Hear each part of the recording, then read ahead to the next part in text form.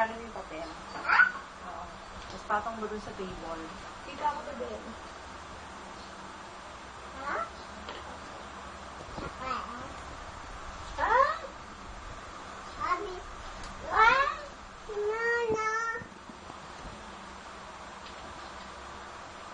Kaluwete. Kaluwete? Kanan. Ano ba talaga?